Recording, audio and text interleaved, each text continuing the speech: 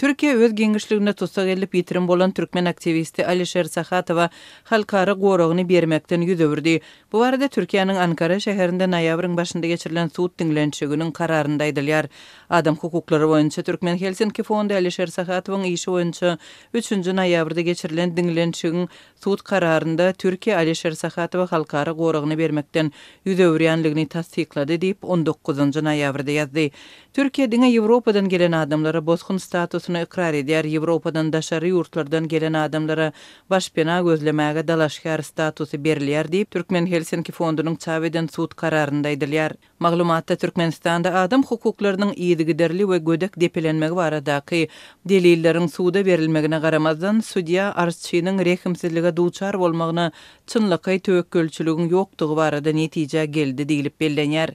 Mundan öň 23-nji oktýabrda Ankarada 26-njy administrativ suudyň iki türkmen blogeri Alişer Saxatowyň we Abdulla Urusowyň Türkiýanyň immigrasiýa müdürligine garşy şikaýet esasynda deportasiýa işi boýunça diňlenşigi geçirilipdi. Судья bu iş boýunça 1-2 aýyň dowamında gutarnykly karar çykaryljakdygyny aýdypdy.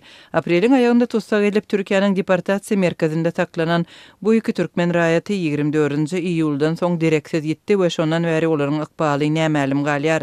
Saxatowyň aýaly Gulaly Hasanowa suudyň kararyndan Türkiýanyň konstitusiýon suudyna şikaýet etjekdigini aýtdy.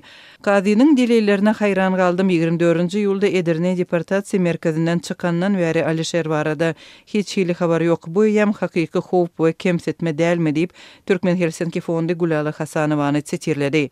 39 ýaşly Saxatow erkin garaýyş YouTube kanalynda türkmen hökümetini tanqidlap çykyş edipdi we ýurtda polisiýanyň ediretdirigi korrupsiýa ýaly problemalary gozapdy.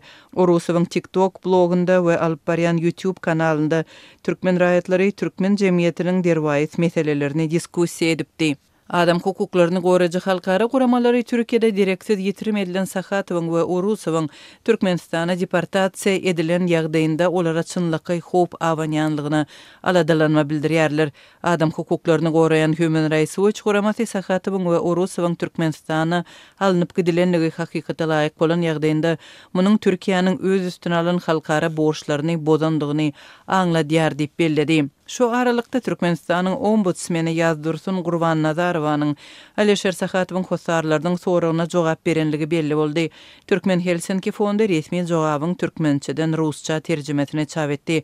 Türkmenistanyň adam hukuklary boýunça yktyýarly wekili Alişer Saxatowyň Türkmenistandaky hosarlarynyň haýyşyna olaryň ombudsmene ýüz tutmazlaryndan öň ýerli kanunlar esasynda ilki bilen degişli döwlet edaralaryna ýüz tutmagy hukuklarynyň bardygyny düşündirmek bilen başga hirsat aýtman jogap beripdir.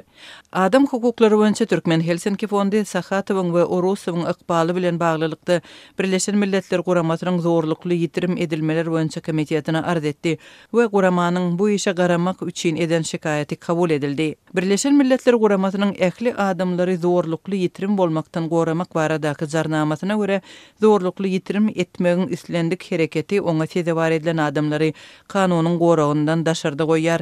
Olar we olaryň maşgalalary agyr ejir çeker we bu halkara hukugynyň bozulmagy bolup durýar.